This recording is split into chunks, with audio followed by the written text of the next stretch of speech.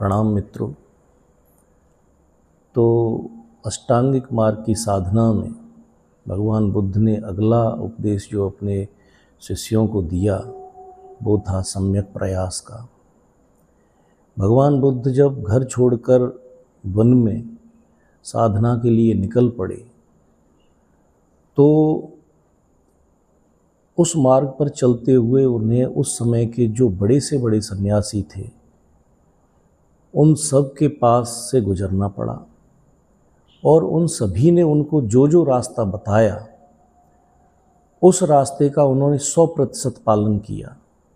उनके गुरुओं ने भी ये स्वीकार किया कि सिद्धार्थ गौतम के प्रयास में किसी भी प्रकार की कोई कमी नहीं थी, लेकिन फिर भी उनके अंदर का जो दुख था वो मिट नहीं पा रहा था। और ऐसे वो एक गुरु को छोड़कर दूसरे गुरु के पास, दूसरे गुरु को छोड़कर तीसरे गुरु के पास, कई एक गुरुओं के पास गए, लेकिन सभी गुरुओं ने आखिर में हाथ खड़े कर दिए और आखिर में उनसे उनके गुरु ने कहा कि सत्य की खोज के लिए और दुखों को उससे मुक्ति पाने के लिए तुम्हें स्वयं ही प्रयास करना पड़ेगा, तुम्हें स्वयं ही अपना रास्ता खोजना पड़ेगा। इस साधना पथ में उन्हें किसी ने एक मार्ग दिखाया कि अगर वो उस पर चलें तो निश्चित रूप से वो एक दिन परम सत्य को प्राप्त कर लेंगे और निश्चित रूप से दुखों से मुक्त हो जाएंगे। और वो तरीका ये था कि उन्हें एक मुट्ठी चावल से शुरुआत करनी थी, उसके दानों को गिन लेना था और लगातार उसमें से एक चावल को प्रतिदिन कम करना था। यही उनका 24 घंटे का आहार था। और जिस साधक ने उनको बताया था उसने कहा कि जिस दिन ऐसा हो जाए कि इसमें से एक ही चावल रह जाए, फिर उसके बाद तुम्हें वापस एक मुट्ठी की तरफ चलना पड़ेगा, एक एक चावल फिर धीरे धीरे बढ़ाते जाओ और जब एक मुट्ठी चावल हो जाए तुम्हारा आहार, उस दिन तुम्हें सत्य उपलब्ध हो जाएगा। तो इस पथ पर चलते हुए बुद्ध का शरीर इतना ज़्यादा कमज़ोर हो गया, क्योंकि उनको खाने के लिए 24 घंटे में एक मुट्ठी चावल मिलता था या वो स्वयं अपनी इच्छा से लेते थे, ये मान लीजिए। तो धीरे धीरे उनका आहार कम हो जाने की वजह से उनका शरीर क्षीण होना शुरू हो गया। स्थिति यहाँ तक आ गई कि बुद्ध का पेट और पीठ दोनों एक हो गए, आँखें गड्ढे में धंस गईं, शरीर की एक एक नस स्पष्ट दिखाई देने लगी। उनके शरीर पर हड्डियों पर चिपकी हुई खाल के अलावा और कुछ भी नहीं था, मांस नाम की चीज़ खत्म हो गई थी। और कमजोरी की स्थिति ये थी कि बुद्ध 10, 20, 50 कदम चलने में भी असमर्थ थे।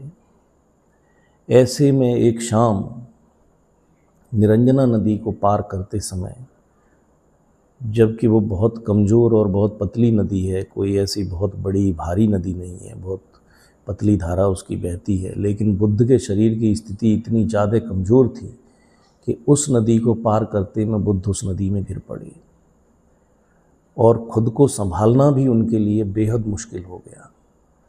पानी की धारा के साथ बहते हुए, प्राणों की रक्षा करते हुए, उस धारा के साथ बहते बहते बुद्ध के हाथ में एक पीपल के पेड़ की जड़ आ गई और उस पेड़ की जड़ को पकड़कर जैसे तैसे बुद्ध किनारे पर आए और उस पीपल के पेड़ के पास आकर लेट गए। उस रात बुद्ध इतनी कमजोरी के दौर से गुजरे कि उनके प्राण भी जा सकते थे। तब बुद्ध के मन में ये बात आई कि जो आनंद की खोज में निकला है, अगर उसकी ही मृत्यु हो गई तो आनंद आखिर मिलेगा किसको।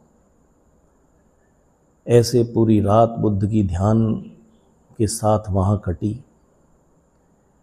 और सुबह सुजाता नाम की एक लड़की जो पीपल की पूजा करने के लिए खीर बनाकर लाई थी, उसने जब देखा कि एक सन्यासी जो बहुत कमज़ोर हालत में है, तो उसने वो खीर का कटोरा बुद्ध के हाथों में दे दिया और बुद्ध ने उस खीर को बहुत समय के बाद पेट भर के भोजन के रूप में पाया।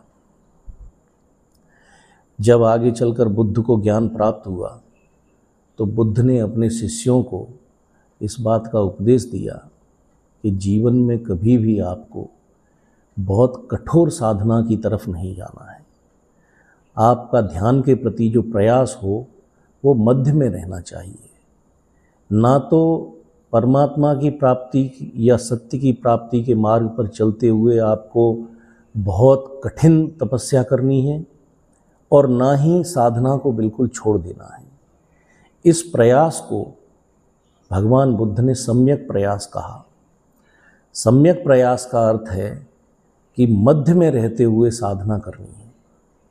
ना तो इतनी कठोर साधना करनी है कि आपके प्राण ही दांव पर लग जाएं और ना ही साधना को बिल्कुल छोड़ देना है। इस तरह से उन्होंने सम्यक साधना या सम्यक प्रयास का उपदेश अपने शिष्यों को दिया। भगवान बुद्ध मनुष्य जाति में ऐसे पहले व्यक्ति हैं जिन्होंने अपने शिष्यों को या इस पूरी मनुष्य जाति को पहली बार ये कहा कि मध्य मार्ग पर चलते हुए भी परम सत्य तक पहुंचा जा सकता है। उनसे पूर्व में जितनी भी साधना की व्यवस्थाएं थीं, तपस्या की व्यवस्थाएं थीं, वो अत्यंत कठोर थीं। आपने पुराने पुराणों में और अन्य व्यवस्थाओं में ये सुना भी होगा कि कोई व्यक्ति किसी पर्वत पर चला गया और एक पैर पे खड़ा होकर बहुत लंबे समय तक साधना करता रहा, या किसी व्यक्ति ने बहुत लंबे उपवास किए। तो इन दोनों ही परिस्थितियों से बाहर लाने के लिए भगवान बुद्ध ने एक तरह का राजपथ अपने शिष्यों के लिए तैयार किया और अपने अनुभव से उन्होंने ये जाना कि सम्यक प्रयास के रहते हुए कोई व्यक्ति बहुत आसानी से परमात्मा तक पहुंच सकता है। तो अगर कोई भी साधक जो साधना के पथ पर है, उसको भगवान बुद्ध का यही संदेश है कि वो साधना में बहुत ज़्यादा कठोर रास्ते पर ना चले और ना ही साधना को पूर्ण रूप से त्याग दे। यदि व्यक्ति मध्य मार्ग में रहते हुए यदि साधना के सम्यक प्रयास के साथ भी अपनी यात्रा को निरंतर जारी रखता है तो एक ना एक दिन तक सत्य तक जरूर पहुंचता है। इस तरीके से भगवान बुद्ध ने अपने अनुभव से ही सम्यक प्रयास को जाना और अपने शिष्यों को, अपने भिक्षुओं को उस मार्ग पर चलने का उपदेश दिया। बहुत बहुत धन्यवाद।